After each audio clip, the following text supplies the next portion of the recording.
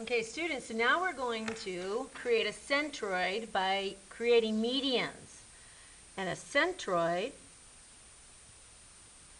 is the intersection of all the triangle medians. So step one, we're going to construct a midpoint of PQ, and we're going to label that S. So to construct a midpoint of PQ, we're going to start with our anchor point on P, go just past what looks like the middle, lock it, and you're going to do one sweeping motion. Remember, it's a tilt and drag kind of a motion. One sweeping arc. And then you tilt and drag. If you've done this correctly, you're going to have 2 points of the arc. And you label that right there. And that is going to be your midpoint, and we're going to call that S. So there's S and hatch marks. Now we're going to construct the midpoint of PR and label it point T. Oh, we're going to draw in our median RS. So here's R to S, and that is a median.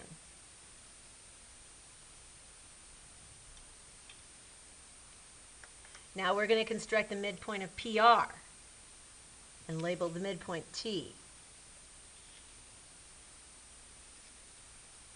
So here's PR. I'm going to take this, anchor it, go just past what looks like the middle,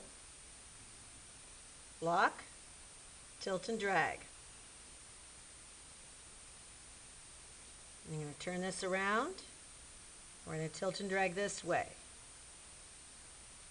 Where they intersect, you line up your ruler, you find your midpoint right here.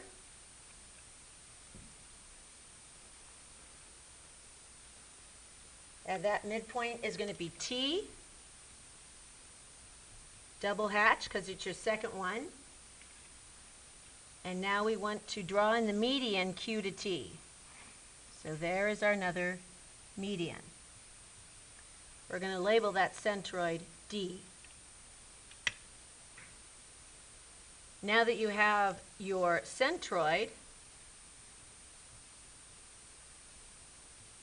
you're going to come down here and answer these 2 questions.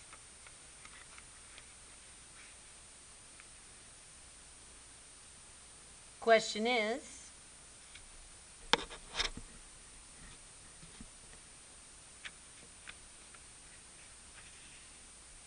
if S to D is 8, what would S to R be? If S to D is 8, what would S to R be? Second question says, if QT is 27, find the length of Q to D. Do that on your own, then check your work on the board.